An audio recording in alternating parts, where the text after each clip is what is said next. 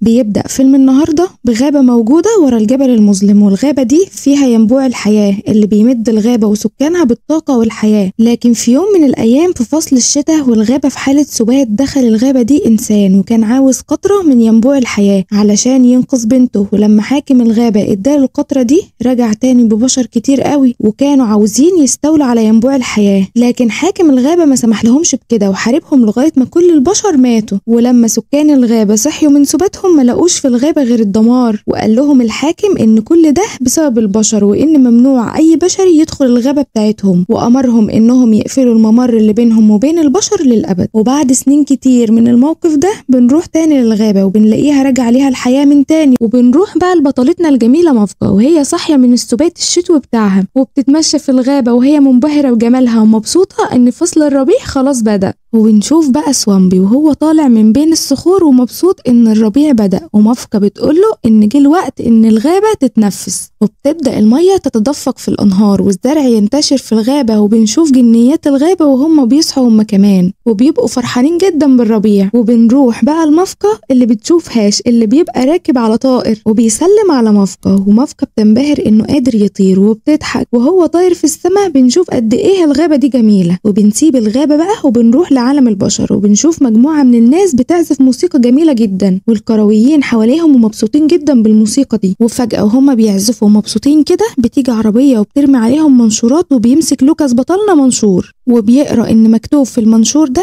انهم محتاجين ناس براتب عالي جدا لوظيفة مهمة. وهو بيقرأ المنشور بيجي طفل عليه وبيقوله ان عمك تعبان جدا، فبيجري لوكاس بسرعة عشان يشوف عمه. وبنشوف بعدها واحدة نازلة من عربية وبتقول للكرويين انه عدى وقت طويل قوي على اخر مرة شافتهم فيها، وبتعرفهم بنفسها وبتقول لهم ان اسمها كلينا وانها الابنة الوحيدة لصاحب المنشار اللي كائنات الغابة موتته، وبتقعد تقول كلام كتير قوي عشان تستعطفهم. وبعدين بتقول لهم ان هي رجعت لهم تاني عشان ترجع قريتهم مزدهرة وجميلة، وبتقول لهم انها هتوفر لهم وظيفة بمرتب عالي جدا. فبيسألوها ايه هي الوظيفة دي، فقالت لهم انهم هيعبروا الجبل المظلم، فالناس بتمشي من جنبها وبتقول عليها انها مجنونة اكيد زي والدها. وبنرجع تاني للغابة وبنشوف مفقة وسوامبي وهم بيتمشوا مبسوطين جدا، وفجأة بيطلع لمفقة قط مفترس لكنها بتقدر تهديه وبتسأله ايه اللي معصبه بالشكل ده، فبيطلع السبب ان ابنه وقع في فخ من افخاخ البشر، وبتقدر مفقة انها تنقذه من الفخ ده، وبتقدر بقوتها انها تخفف جرح القط الصغير، وبيشكرها باباه وبيمشوا. وكائنات الغابة بتيجي بتقول لمفقة ان الحامي عاوزهم. وبنروح تاني لقرية البشر مع لوكاس وهو بيطمن على عمه من المعالجة اللي بتعالج عمه بالأعشاب، وبتقوله ان هو صامت بالعلاج بتاع الأعشاب، وبتديله ورقة وبتقوله ان الورقة دي مكتوب فيها علاج لكن هيبقى غالي وهو اللي هيخلي عمه يتحسن. وبيدخل لوكاس لعمه عشان يطمن عليه وبيطلع الحصالة بتاعته عشان يجمع الفلوس اللي يقدر يشتري بيها العلاج لعمه، لكن مش بيلاقي معاه فلوس كفاية عشان العلاج، وبيقول لعمه ان هو هيروح يشتغل ويجمع فلوس ويجيب له العلاج، وبيسيبه وبيمشي.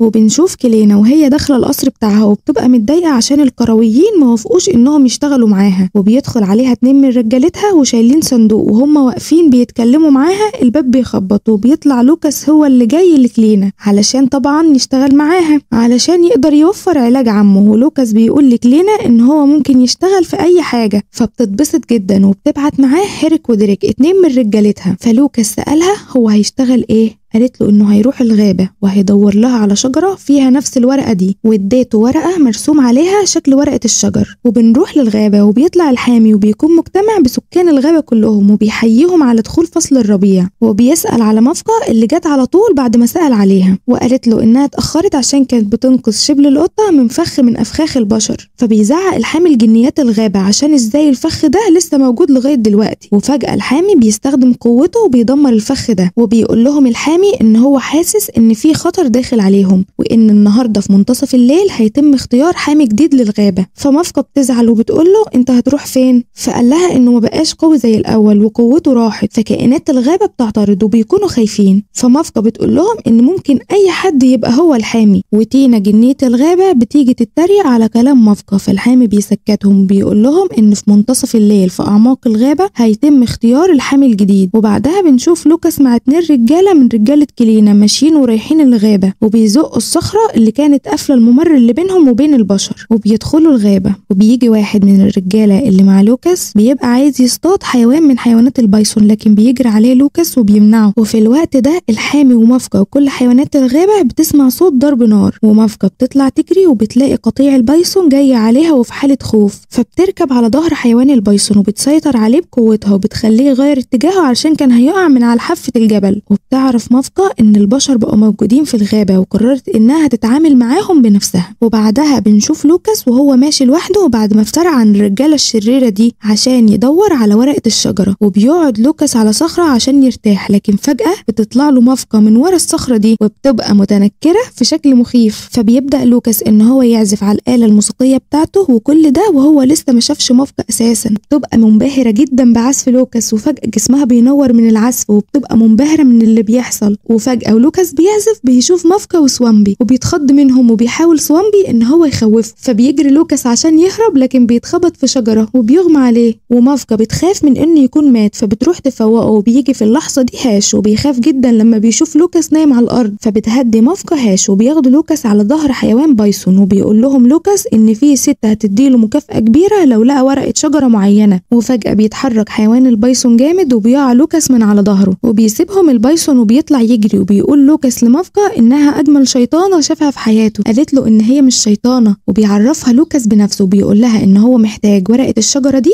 علشان يقدر يشتري لعمه العلاج بتاعه. وبتقول له مافكا ان البشر مشهورين بالكذب والخداع، لكن هو بيقول لها ان هو هياخد بس ورقة الشجرة دي ويمشي على طول علشان عمه هيموت. وهم بيتكلموا بيجي سوامبي وبيتعامل معاه لوكاس بلطف، وبتقول له مافكا انك مختلف عن باقي البشر. وبيجي هاش وبيتخانق جامد مع لوكاس، فلوكاس بيقول له ان هو محتاج ورقة الشجر بس وهيمشي على طول. فمافكا بتقول للوكاس انها تديله علاج عمه وهو مش هيحتاج ورقة الشجر دي اصلا. فبيفرح لوكاس وبتتكلم مافكا مع هاش وبتفهمه ان لوكاس مش زي البشر وانه لطيف. ومافكا بتقول لهاش انها اغنية الغابة ولازم تساعد كل الكائنات اللي موجودة في الغابة، وانها هتساعد لوكاس، وبتطلب من هاش ان هو يساعدها هو كمان. فبيرفض هاش، لكن بعدها بنلاقيه رايح مع مافكا عشان يساعدها. اهم حاجة الثبات على المبدأ. وبنشوف الراجل الشرير اللي كان جاي مع لوكاس والجنيات بتخوفه وبيطلع يجري منهم. ولوكاس بقى ومافكا وهاش وهما ماشيين لوكاس بيشكرها على مساعدتها ليه، وبيتمشوا مع بعض وبيتفرجوا على الغابة وبيبقوا فرحانين قوي مع بعض. وبعدها بيقف لوكاس ومافكا وبيتكلموا مع بعض، وبيقول لها لوكاس ان البشر مش كلهم سيئين. فمافكا بتقول له ان الموسيقى اللي بيعزفها دي جميلة جدا، وبيبدأ لوكاس يحكي لها عن احلامه اللي نفسه يحققها، وانه نفسه يروح يعيش في المدينة الكبيرة. وفجأة بيجي هاش وبيخبي لوكاس وبيظهر الحامي وبينادي على مافكا وهاش وبيقول لهم هو انتوا السبب في الضوضاء دي كلها. وبيطلع لوكاس وهو متنكر وبيقول للحامي ان هو قريب هاش، فبيرحب بيه الحامي وبياخده معاه عشان يحضروا الحفلة مع بعض.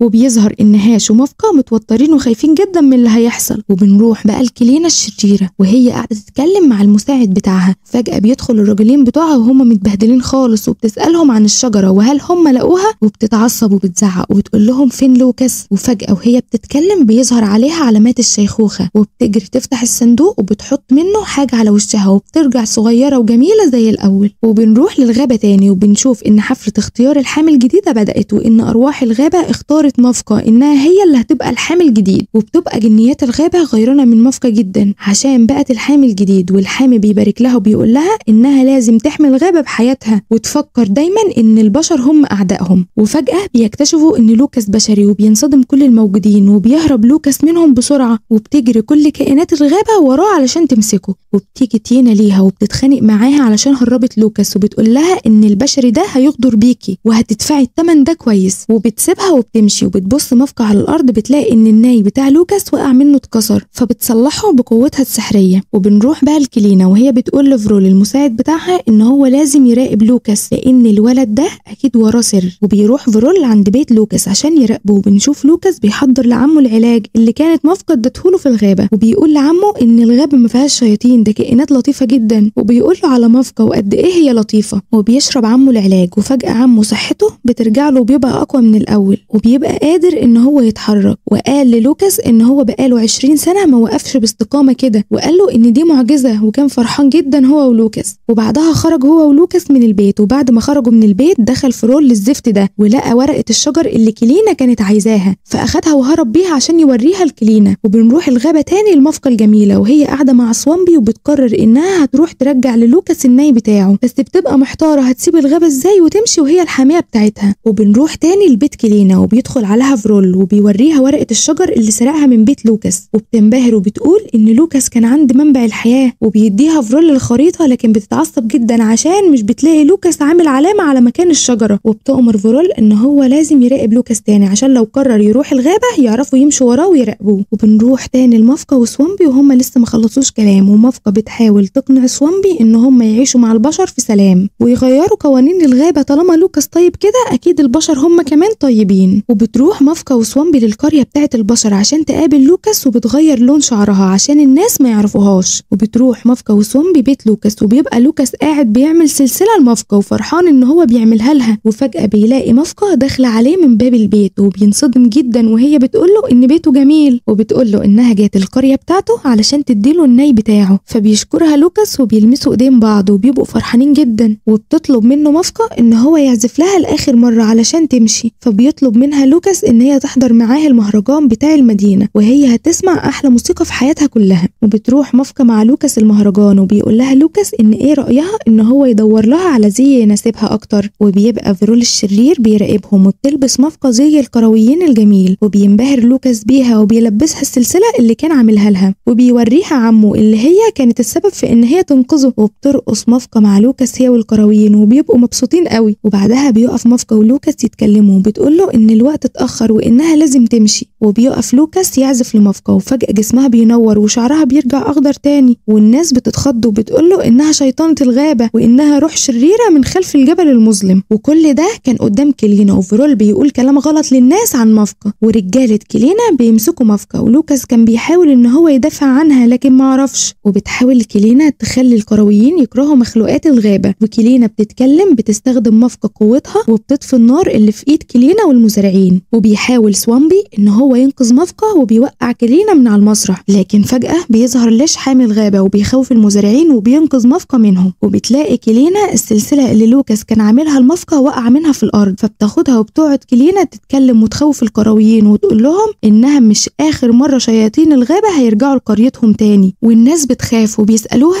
ايه اللي يقدروا يعملوه، فبتقول لهم ان احسن طريقة ان هم يهجموا عليهم الاول. وطبعا احنا كلنا عارفين هي قالت لهم كده ليه، وان كل ده عشان مصلحتها. وبنروح للغابة وليش بيتكلم مع مفقة وبيقول لها ان هاش قال له على كل حاجة، فمفقة بتكون خايفة وبيهديها ليش وبيقول لها ان هو وقع في نفس الخطأ بتاعها ده قبل كده، وان هو وثق في انسان هو كمان، لكن هي قالت له ان لوكاس ما يعملش كده واكيد عنده تفسير لكل حاجة. وبيفوق لوكاس وبيلاقي نفسه كان مغمى عليه ومحبوس في أوضة، وفجأة بيلاقي باب من فوق الأوضة بيتفتح، وبنشوف كلينا بتطلب من لوكاس ان هو يحدد لها على الخريطة مكان المنبع، ولوكاس بيرفض، لكن كلينا بتجيب حد وبتلبسه السلسلة بتاعة مفقة وبيمثله انها مفقة وانها هتموتها. فبيخاف لوكاس على مفقة وبيقول لها على مكان المنبع فين على الخريطة. وبعدها بيتريقوا على لوكاس وبيعرف ان دي ما كانتش مفقة، وان اللي كان عامل انه مفقة كان فرال. وبيقفلوا على لوكاس الباب وبتفتح عليه كلينا المية وبتمشي، وبنشوف عم لوكاس وهو بيدور عليه، وبتكذب كلينا عليهم وبتقول ان ارواح الغابة الشريرة خطفته، وبتقول لعمه لو كنت عاوز تنقذه تعالى شارك معانا في الحرب. وبتجمع كلينا اهل القرية وبتقول لهم ان هو ده الوقت المناسب في الهجوم على الغابة وقتل الشياطين الموجودة فيها. وبنشوف لوكاس وهو بيحاول يخرج من الأوضة لانها هتتملى مية عليه، وبيجي فجأة الكلب بتاعه بيقول للكلب يروح يدور على اي حد يساعده. وبنروح للغابة وبنشوف ليش ومفقة وكائنات الغابة واقفين بيجهزوا نفسهم للحرب،